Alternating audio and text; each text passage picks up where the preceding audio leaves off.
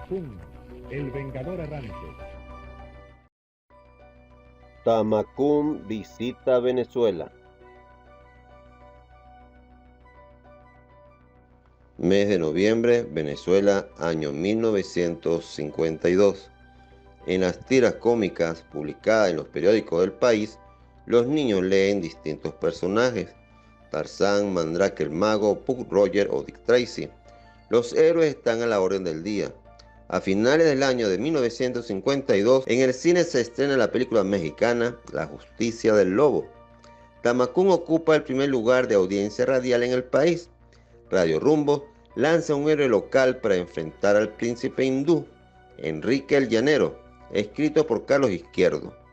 Carlos Izquierdo, una década antes, en los años 40, ya había escrito y dirigido la serie de otro héroe venezolano llamado El Llanero Negro, otra serie radial de la misma temática de aventura, transmitida por Radiodifusora Venezuela.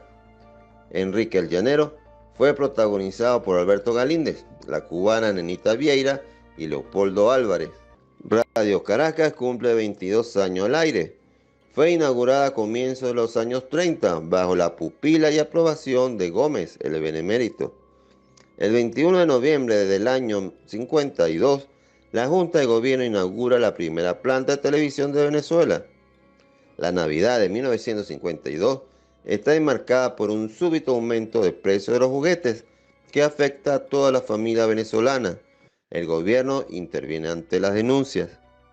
La lucha libre venezolana se consolida como uno de los principales entretenimientos del venezolano, con personajes propios.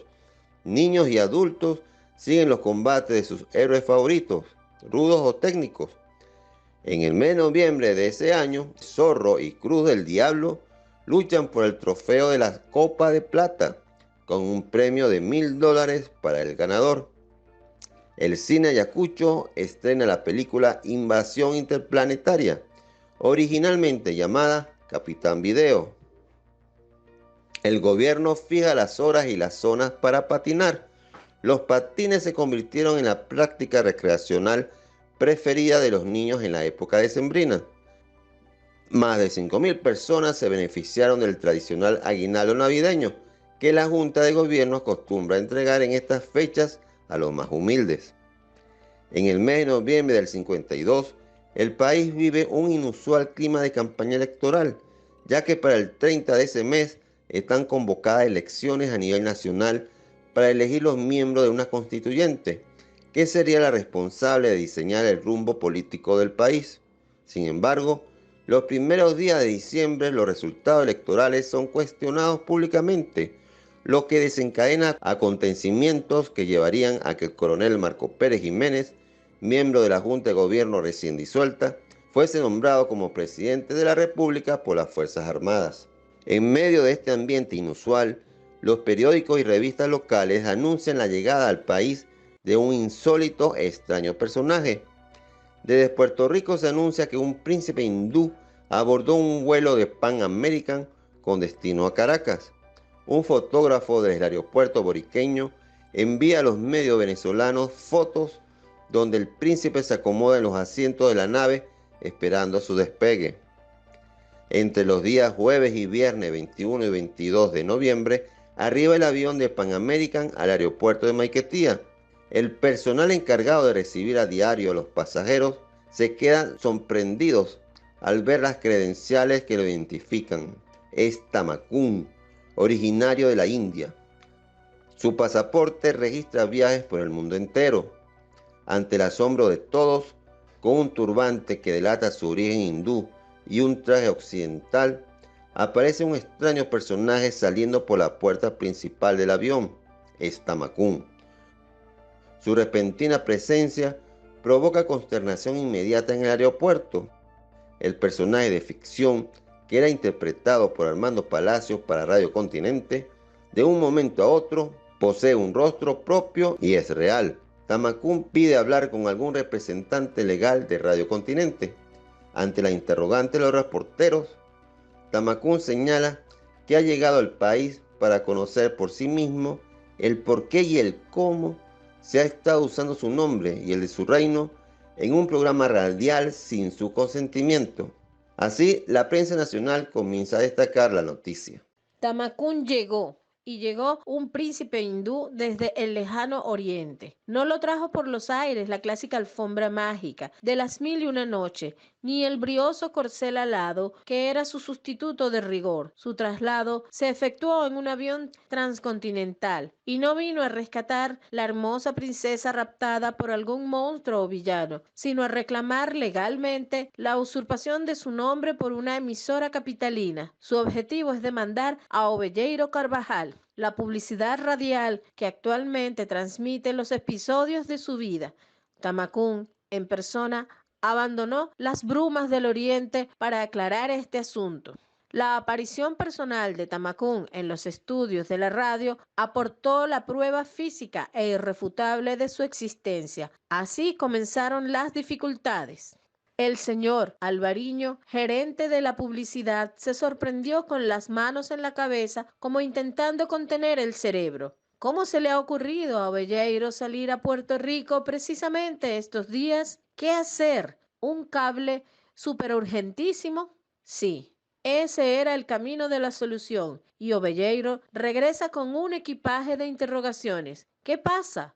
¿Cuál es el lío, caballeros? ¿Se acabó el mundo? Algo así. Tamakún regresó de otro mundo, o mejor dicho, nunca ha estado en él. Tamakún vive y está aquí lleno de reclamos. Entonces, Ovelleiro pragmático organiza la recepción del príncipe en su casa de los Teques. Ante la presencia de Tamakún, Armando Palacios, quien hacía del príncipe en la radio, y Rafael Briceño, que actuaba en el papel de Ali Yabor. Ovelleiro Carvajal expone al príncipe el origen de las aventuras que se han narrado de él.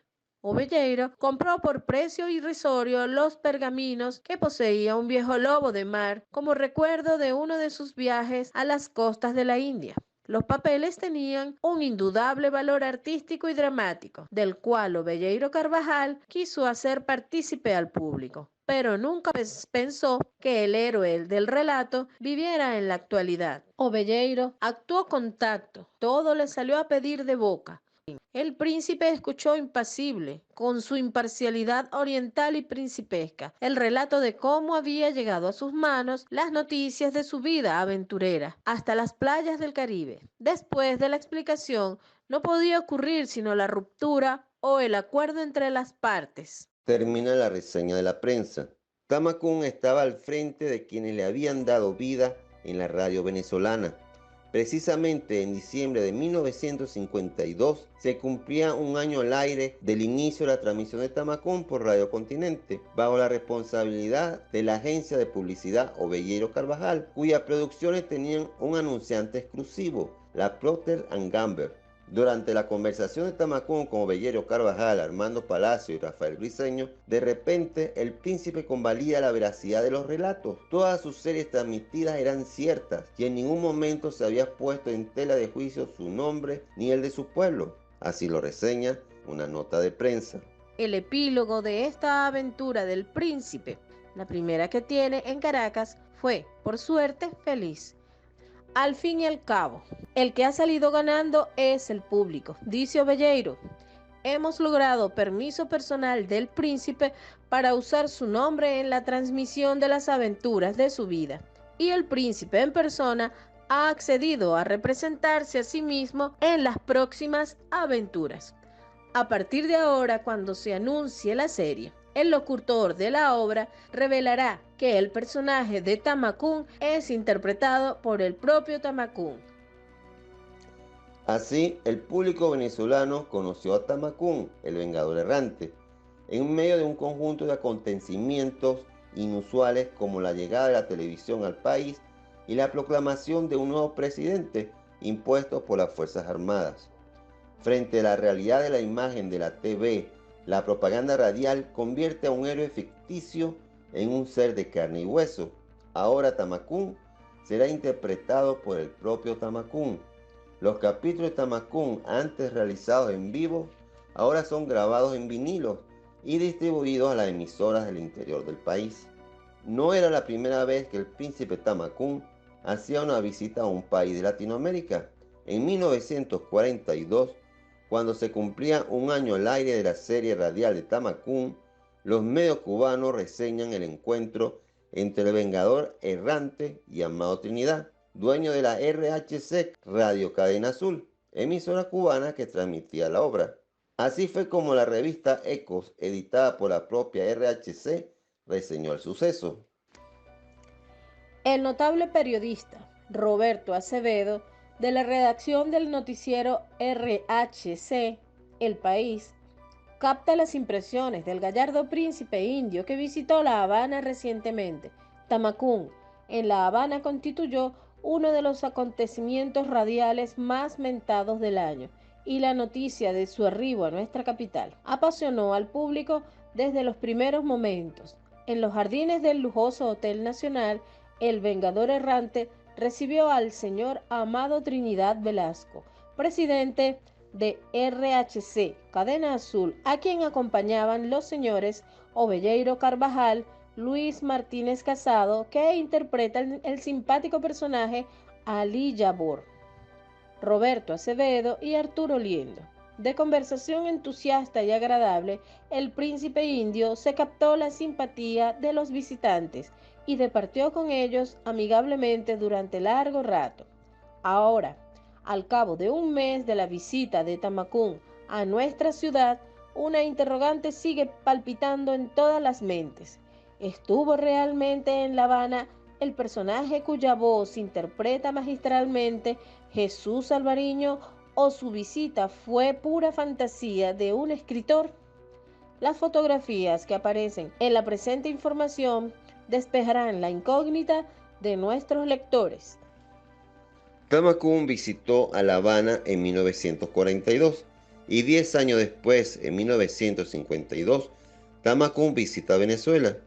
La agencia de publicidad Obelleiro Carvajal mostró al público venezolano una historia mediática nunca antes vista en el país, repetida solamente en la década de los 80, cuando un jeque visitó a Venezuela. El supuesto jeque gozó de un gran protocolo mediático y, usando su alta investidura, logró alojarse en los grandes hoteles caraqueños y disfrutó de bienes y servicios financieros a crédito que la burguesía capitalina emocionada le servía. Y de repente, tras días de visita y de consumos suntuarios, el jeque desapareció sin dejar huella, evidenciándose el timo y la gran estafa en contra de los adulantes del capital, quienes esperaban hacer grandes negocios con el jeque y lo trataron a manos llenas. La ficción ante la realidad se convirtió en estafa y el delito en contra de los opulentos se convirtió en un hecho caricaturesco y anecdótico para el ciudadano común. Sin embargo, quienes piensen que los príncipes hindúes son cosa del pasado y que no existen hoy en día en pleno siglo XXI, están muy equivocados. Todavía en la India existen palacios y existe una alta sociedad heredera de las tradiciones de la élite oriental. Aún los príncipes de la India se educan bajo sus costumbres y son también enviados al exterior para afinar sus conocimientos de Occidente.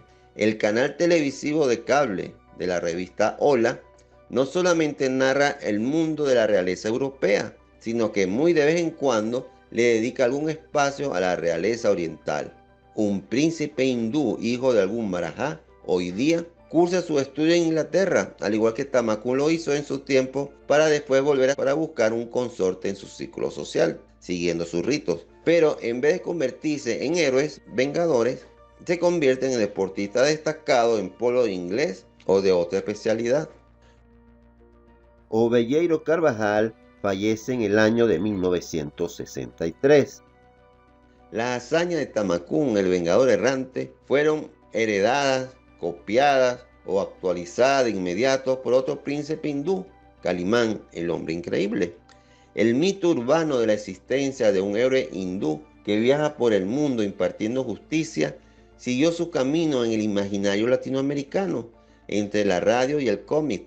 Los gurús hindúes que impartían su enseñanza ancestral al mundo occidental fueron convertidos en héroes errantes por los creadores de ficción de la radio cubana. Hoy hemos recordado que una vez Tamacún, el Vengador Errante, visitó a Venezuela en los años 50. Nos despedimos hasta una nueva oportunidad, donde seguiremos revelando los tenues lazos entre la realidad y la ficción.